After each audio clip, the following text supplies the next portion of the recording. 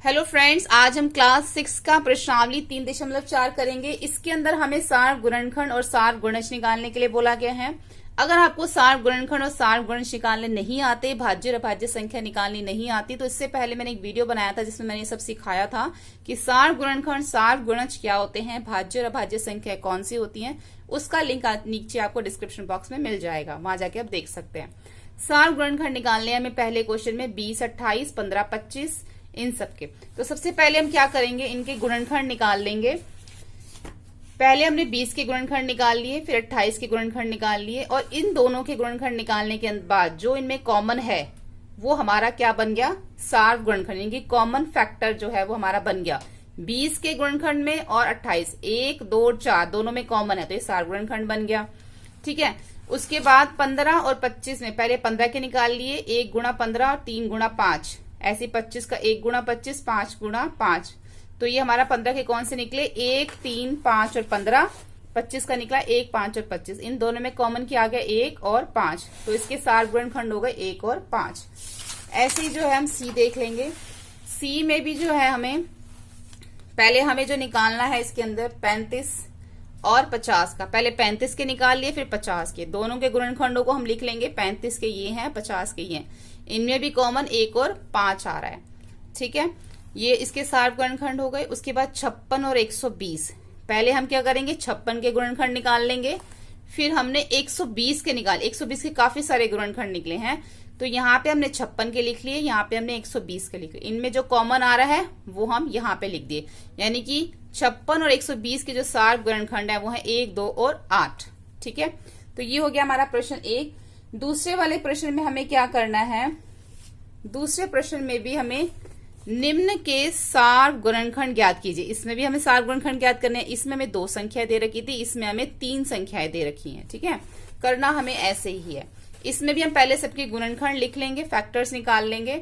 उसके बाद पहले 4 के निकाल लिए यहाँ पे, फिर 8 के, फिर 12 के, उन सबके लिख लिए। इनमें जो कॉमन है तीनों में वो हम यहाँ लिख देंगे, 1, 2 और 4 जो है तीनों में ही कॉमन है। ठीक है, ऐसे ही हमने 5, 15 और 25 के निकाल लिए। 5 का हमने निकाल लिया फैक्टर, ये 15 का और ये 25 का। 5 का क्या निकला, 1, 5, 15 का 1, 3, 5, 15, 1, 3, 5, 15, ऐसे ही 25 का 1, 5, 5 और 25, तो क्या निकला, ये निकला। तो इसमें से कॉमन क्या आ गया, 1 और 5 तीनों में आ रहा है, तो इसके सार गुणनखंड क्या हो गए, 1 और 5।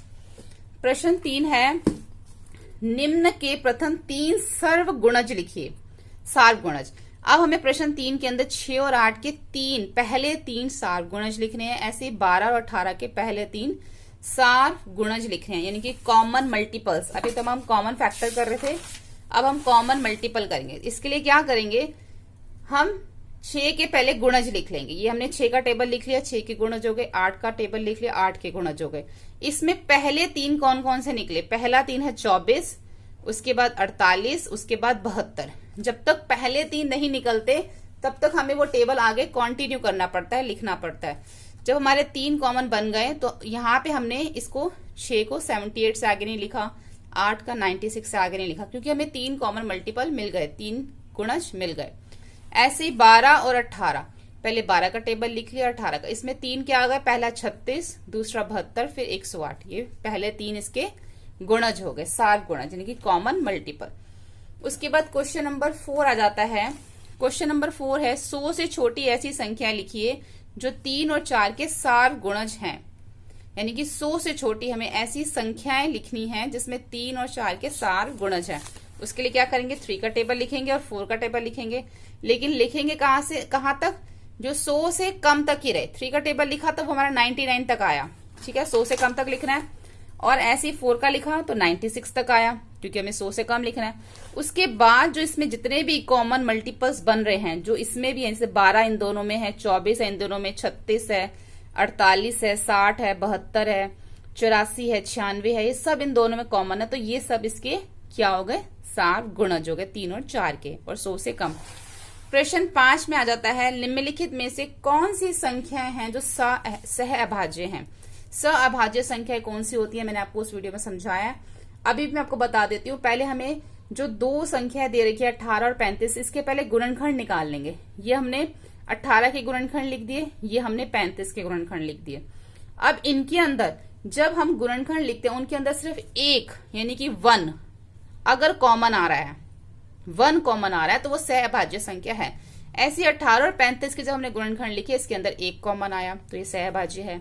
ऐसे ही 15 और 37 के जब हमने गुणनखंड लिखे तो उसमें भी एक कॉमन आया तो ये भी सहअभाज्य संख्या है। 15 और 37 का सार गुणनखंड क्या है? 1, यानी कि सार गुणनखंड अगर 1 आ रहा है तो वो संख्या सहअभाज्य होगी।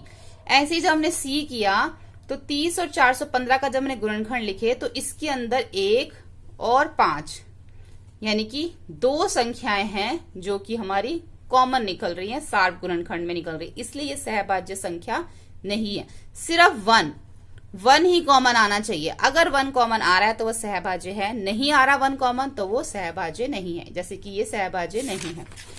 ऐसे ही डी के अंदर भी जब हमने 17 के गुणनखंड लिखे और 68 के तो इसमें 1 और 17 2 संख्याएं जो हैं, इसमें 1 भी कॉमन आ रहा 17 भी, तो ये भी सहभाज्य संख्या नहीं है। 216 और 215 के सार गुणनखंड देखो, 216 और 215 का सार गुणनखंड 1 है, इसलिए 216 215 संख्या सहभाज्य है। जब हम कोई संख्या से 215 216 4 5 या 13 14 काउंटिंग में लिखते हैं ना, एक के बाद एक, यानी कि 215 के बाद 216 आता है, 4 के बाद 5, 13 के बाद 14, 7 के बाद 8, तो उसके अंदर सहभाज्य संख्या हमेशा 1 होती है। ठीक है, जब हम काउंटिंग में लिखते हैं इसको एक ही, मतलब ऐसा नहीं कि आपने एक तो 214 लिख दिया और एक आपने 216 लिख दिया, ऐसा नहीं, इसमें एक का गैप आ गया, लगातार होना चाहिए 15 16 17 18, तो उसकी सहभाज्य संख्या 1 आती है। सार गुणनखंड उसका 1 आता है और फिर वो संख्या सहभाज्य बन जाती है। ऐसे 81 और 16 के अंदर जब हमने देखा 81 के गुणनखंड लिखे और 16 के, तो इसके अंदर भी हमारा 1 कॉमन आया, इसके अंदर सार गुणनखंड 1 है, इसलिए यह भी हमारी सहभाज्य संख्या है। प्रश्न 6 के अंदर एक संख्या 5 और 12 दोनों से विभाज्य है। एक संख्या है जो 5 और 12 दोनों से विभाज्य है, किस अन्य संख्या से यह संख्या सदैव विभाजित होगी? यानी कि कोई एक संख्या है उसको हम x मान लेते हैं, यानी कि जो x संख्या है वो 5 से भी विभाज्य हो रही है और x जो है वो 12 से भी विभाज्य हो रही है, तो किस अन्य संख्या से? एक हमें और अन्य संख्या निकालनी है जिससे हमारी ये विभाज्य होगी, यानी कि x जो है 5 से विभाज्य भी हो रहा है, x 12 से भी हो रहा है। अब x एक और अन्य संख्या निकालनी जिससे विभाज्य होगी, क्योंकि संख्या जिसके ऊपर मैंने x लिख दिया अभी, क्योंकि जो संख्या है 5 और 12 दोनों से विभाज्य है तथा 5 और 12 से अभाज्य संख्या है। अगर हम 12 और 5 के गुणनखंड निकालें तो उसके अंदर सिर्फ एक ही कॉमन आता है, इसलिए यह 5 गुणा 12, इसके लिए क्या करा, 5 और 12 को गुणा कर दिया, तो यानी कि 60, 5 गुणा 12 60, वो संख्या कौन सी है? 60 है, यानी कि 5 और 12 को आपस में क्या कर दिया, गुणा, 5 गुणा 12 12 60, वो संख्या 60 है जो सदैव विभाज्य होगी, यानी कि वो संख्या हमारी क्या आ गई, 60। अब x 5 से विभाज्य भी है, x 60 से भी विभाज्य है, x 12 से भी विभाज्य है। ठीक है, अब क्वेश्चन नंबर 7 है। क्वेश्चन नंबर 7 है, एक संख्या 12 से विभाज्य है और कौन सी संख्या है जिससे यह संख्या विभाज्य होगी? यानी कि एक संख्या हमारी है x जो 12 से विभाज्य है, यानी कि x जो है वो हमारा 12 से विभाज्य है, और संख्याएं बतानी है कि जिससे हमारा x जो है विभाज्य हो जाए। तो उसके लिए क्या करेंगे, 12 के गुणनखंड निकाल लेंगे। 12 के गुणनखंड 1 2 3 4 और 12, क्योंकि संख्या 12 से विभाज्य है इसलिए यह इसके गुणनखंडों से भी विभाज्य होगी, यानी कि 2 से भी विभाज्य होगी, 3 से विभाज्य भी होगी, 4 से भी होगी। अगर ये 12 से विभाज्य हो रही है तो इसके गुणनखंडों से विभाज्य भी होगी। ठीक है, तो 2 3 4 से भी ये विभाज्य होगी, क्योंकि यहाँ पे हमें और संख्याएं पूछी गई हैं, 2 3 4 संख्याएं पूछी गई हैं, तो हमने बता दिया कि 12 के गुणनखंड जो होंगे उससे भी ये संख्या विभाज्य होगी। ठीक है।